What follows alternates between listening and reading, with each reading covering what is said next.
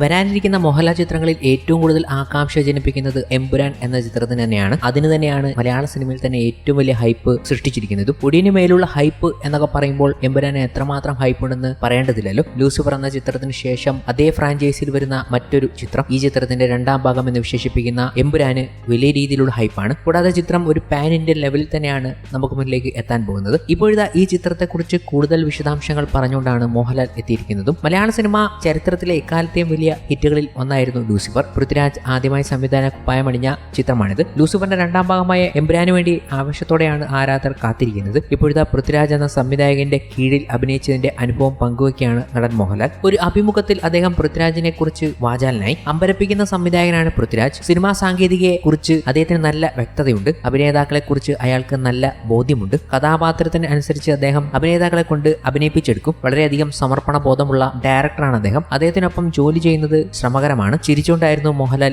ഈ കാര്യം പറഞ്ഞത്. കഥാപാത്ര പൂർണ്ണതയ്ക്കായി അദ്ദേഹം ഏതറ്റം വരെയും പോകാൻ തയ്യാറാണ്. ആ സിനിമ മുഴുവൻ അദ്ദേഹത്തിന്റെ മനസ്സിലുണ്ടാകും. അതുകൊണ്ട് തന്നെ കുറവുകൾ വരുത്താൻ അദ്ദേഹം ഒരുക്കമല്ല. മോഹൻലാൽ പറഞ്ഞ വാക്കുകൾ ഇങ്ങനെയായിരുന്നു. ഒപ്പം മോഹൻലാൽ എന്ന സംവിധായകനെ കുറിച്ചും നമ്മൾ ഓർത്തുപോവുകയാണ്. എങ്ങനെയായിരിക്കും മോഹൻലാൽ എന്ന സംവിധായകൻ? മോഹൻലാൽ ആദ്യമായി സംവിധാനം ചെയ്യുന്ന ചിത്രമായ ബറോസ് ക്രിസ്മസ് റിലീസായി തിയേറ്ററിലേക്ക് എത്തുകയാണ്. അന്ന് നമുക്കറിയാം അദ്ദേഹത്തിലെ ആ സംവിധായകന്റെ കഴിവും. ഇന്ത്യയിലെ ആദ്യ 3D ചിത്രമായ മൈ ഡിയർ കുട്ടിച്ചാത്തൻ സംവിധാനം ചെയ്ത ജിജോയുടെ കഥയെ ആസ്പദമാക്കിയാണ് മോഹൻലാൽ സിനിമ ഒരുക്കിയിരിക്കുന്നത്. ഡിഗാമയുടെ നിധി കാക്കുന്ന ബറോസ് എന്ന ഭൂതമായി മോഹൻലാൽ തന്നെ ടൈറ്റിൽ കഥാപാത്രത്തെ അവതരിപ്പിക്കുന്നു. എന്തായാലും മോഹൻലാൽ പൃഥ്വിരാജിനെ കുറിച്ച് പറഞ്ഞ വാക്കുകൾ തന്നെയാണ് അതിലെ ഓരോ അണിയറ പ്രവർത്തകരും പറഞ്ഞുകൊണ്ടെത്തുന്നത്. കൂടാതെ എമ്പുരാൻ എന്ന ചിത്രത്തിലെ പല സർപ്രൈസുകളും ഇപ്പോഴും പ്രേക്ഷകരുടെ ചർച്ചകളിൽ ഉടനീളമുണ്ട്. അന്നൊരു പോസ്റ്റർ അവതരിപ്പിച്ചുകൊണ്ട് പ്രേക്ഷകരെ ഞെട്ടിച്ച് ഇതുവരെയും ആ പോസ്റ്ററിന്റെ ചർച്ച അവസാനിച്ചിട്ടില്ല. ആ പുറകു തിരിഞ്ഞു നിൽക്കുന്ന വ്യക്തി ആരാണെന്ന് പല രീതിയിലുള്ള ചർച്ചകൾ സോഷ്യൽ മീഡിയയിൽ നടക്കുന്നുണ്ട് ഇപ്പോഴും. കൂടാതെ പല മീഡിയകളും അതിൽ അഭിനയിച്ച താരങ്ങൾക്ക് മുന്നിലെത്തുമ്പോൾ ഇതേ ചോദ്യം തന്നെയാണ് ആവർത്തിക്കുന്നത്. എല്ലാവരും പറയും നിങ്ങൾ ഉദ്ദേശിക്കുന്ന ആളല്ല.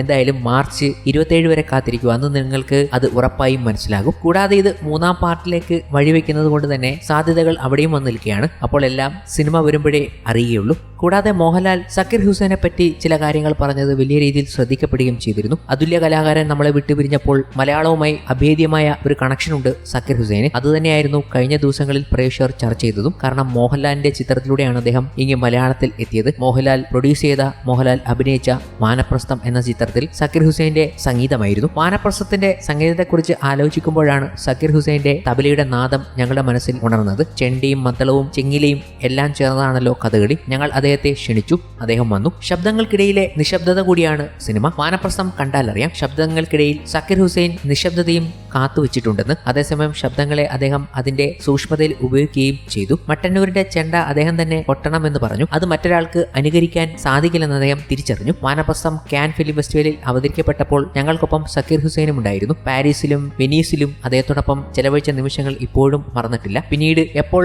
എവിടെ വെച്ച് കണ്ടാലും അദ്ദേഹം എന്നെ ചേർത്ത് പിടിക്കുമായിരുന്നു. എനിക്ക് അദ്ദേഹത്തെ തിരിച്ചറിയുന്നു എന്നതിൽ അത്ഭുതമില്ല. മറിച്ച് അദ്ദേഹം ഓരോ തവണയും മലയാള ഭാഷയിലെ ഒരു നടൻ മാത്രമായ എന്നെ തിരിച്ചറിയുന്നു എന്നത് ഏറെ അത്ഭുതപ്പെടുത്തി. ഞാനും ശോഭനയും സക്കീർ ഹുസൈനും ചേർന്ന് ഋതുക്കളെ അടിസ്ഥാനപ്പെടുത്തി ഒരു പരിപാടി പ്ലാൻ ചെയ്തിരുന്നു. ഒരുക്കങ്ങൾ തുടങ്ങിയെങ്കിലും പൂർത്തിയായില്ല. ഋതുഭേദങ്ങൾക്കപ്പുറത്തെ ലോകത്തേക്ക് അദ്ദേഹം പോയി കഴിഞ്ഞു. പ്രണാമം ആ വിരലുകൾക്കും സൗഹൃദത്തിനും. മോഹൻലാലിന്റെ വാക്കുകൾ ഇതായിരുന്നു.